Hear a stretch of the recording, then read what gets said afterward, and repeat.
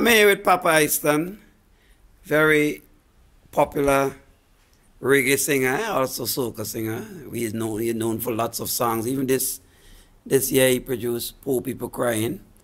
Everybody know about Iston. Iston also was an extra on the movie. What's the movie name again, Iston? Pirates of the Caribbean. Pirates of the Caribbean. Part 2 and 3. I didn't even see him, but he said he was an extra. Yeah, I did it. You seen me. Yeah.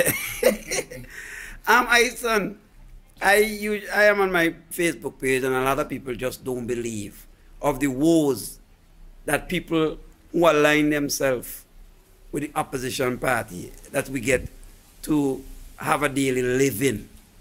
You were giving me some stories that I really got sad, because I know you're a very talented person. You're a taxi driver.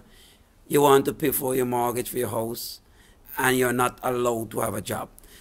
Walk us through that first job you told us that you had down at the Bukama. Yeah, well, you know that I was working there and, you know, was doing well with the people. I was even supposed to get a little part in the tourism sector, you know, because I was supposed to be one of the guys who take the people out to the fields and, you know, to the sites and all of that, pick them up at the airport. And that I was really doing a good job of, you know, because I've got back the reports that could prove that, you know. And while working there, you know, going along with the people like me always, when to go on a tour or a run, they would ask for me, you know, they would ask for Winston. And even the people who used to work there or who was there or who's still there, they wanted to know, well, what's the reason why all the guests are asking for Winston, or why Winston should take them all the time? Well, my reply was, it's because I do a good job of what you trained me to do, you know what I mean? Okay. And that's exactly what I was doing. And before you know it, I was out of there. Can you tell me why? I mean, come on, be truthful to me, please. I mean, why you think, because you tell me you are convinced that the way you were moved out. Walk us through that. Be quick, because we have to. But I really had something to. I think it's politics. I really think that it has something to do with. What make you feel that way? Because, you know, I was working around a lot of people who was giving me talk, and they were saying stuff underneath. You know, sometimes they passed me, they would say stuff. You know, what you're doing down here and how you get work down here and blah blah blah blah blah. You know, so all of that, you know, helps me to think that some kind of politics was with it. But when you had to leave that day. Tell me what happened. I mean, what really happened? The boss man called you. Tell me. Yeah, they just called. They just called, and they told us like a week before. Us, you're saying, and I'm talking about you. Right. So it's more than one of you. Yeah, and they told us a week before, and the next week, you know what I mean, they called us into the office, and surprisingly, you didn't even know time or date or when you're gonna go into office. Well, what the reason they give that they're gonna let you go? Because the reason that they gave us, they didn't give us a reason for sending us home. They just told us they're laying off some people and they're gonna call them back. Okay then, but can you tell me if do you think you have proof, or did you see anybody take over when you left? Oh yeah. So yeah. it was not matter that they were laying off anybody. No. They just want to replace you. And they were hiring people when I leave. Yeah. They take somebody. And I stand, you're telling me the truth. I'm telling you the truth. Okay, that's one. Now you were just telling me you got another job at one of the. Okay, go ahead. Tell me. College, up at the medical college in Prospect. Yes. What's the name of that medical college? The Trinity College. Right. Yeah, and I did a little time there. It wasn't more than a week and a half. You know, I was there, and you say a government official visit. Well, no, well, you know what I mean. Well, I see a government official visited up there the day, like today, when I was there. And the next day, you know, I was sent home. But did the boss man tell us exactly what the boss man told you? The boss man called me in the office the next day, you know, when I went to work. About after, I was supposed to go home at 3. Like 1:30 minutes to 2 o'clock, he calls me in the office and says, well, you know, such and such and such and such, you would have to send me home because... and he uses a term that the other driver is coming back to work. You know what I mean? Because a couple of guys had gone. You know, even now it's still happening. But when you were getting the job, you didn't tell anything about No, it? They didn't tell me nothing about that. But you replacing that driver for time? Nothing, not replacing or nothing. I was hired as having a job. you know. And I was even... But you know people close to the government working in that area? Oh, yeah. You have people very close to high officials working at the area. And they were there at that time. Yeah, so Iston, as a person, you are almost an icon. I think you're an icon in Simmons. Everybody know Iston. You have albums. You are out there in the coal making some money on your albums, and everybody know you.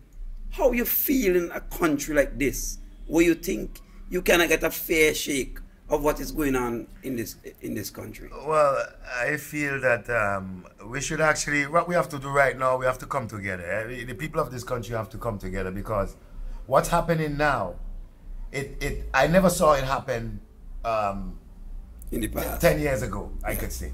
I never saw it happen. And we were living in a happy state, in a happy, comfortable country. You know, where people talk to each other, say hello to each other. We still say hello, but not in the way that we used to say it. Because I think this present government has the country into a state of separation, you know what I mean? Where they're trying to separate people and put you against this one, or I must be against that one because I'm not for you, so you're not for me. And things like that can't work for a country. Even with the tourism, you know what I mean? It can't work the same way. So what we have to do here as a people, we have to come together and we have to try to change, or we will have to change this government, because if we continue with this, then we would have the worst experience that we could experience with any government whatsoever ever passed through this country. And we know that this government is actually the worst government has actually run since the Grenadines, as far as 15 or 20 years ago back. Okay, I'm going to ask you one more question. You're a taxi driver. You're a taxi driver now for perhaps 8 years, right? Yeah, well, I'm a taxi driver for 15 years now. 15, okay. Yeah, because I was working with companies before. Oh, okay, right. So you're a taxi driver for 15. Yeah. And great experience. How's the business and not now? to cut you off, I was trained by Rini Batiste. I was trained by Haziko Toes, which is Millie and Clint Hazel. And I was trained by Mrs. Claire Keyser. Those are the people. And I came out #1 in the group. Yeah, okay. And so what you would say now about tourism, the tourism sector and taxi driver in a whole? How you making it as a businessman? Well, right now as a taxi driver, we are not making it in a comfortable way that we also think that we want to make it, or we would be comfortable. No, it's not happening like that right now. The way it's happening now is like I said before, most of what we having going on in the country today, or what we're seeing happening, has a lot of politics mixed up within it. And so you're not getting a good feedback from whatever you try to do or whatever you try to create. When you try to create something, naturally, they try to close you down. So you can't progress. And as tourism is concerned, tourism is not doing anything for taxi drivers in this country. What tourism is doing is, I would say, is basically for themselves. So it's for their pockets, not for us. They care about what they get, not for the taxi drivers. They're putting in all this implementation of sticker this and sticker that, and you know, they're not getting job for the taxi drivers. The stickers that you get, you have to pay for it, and you're not getting anything back. You know, you have to pay tax, you're not getting anything back. When the cruise ships are not here, you're still not getting any work. No tourism is calling you for a job. You got to go fight yourself, struggle, and use your own terms, your own mouth, your own skills, and see how you can make it.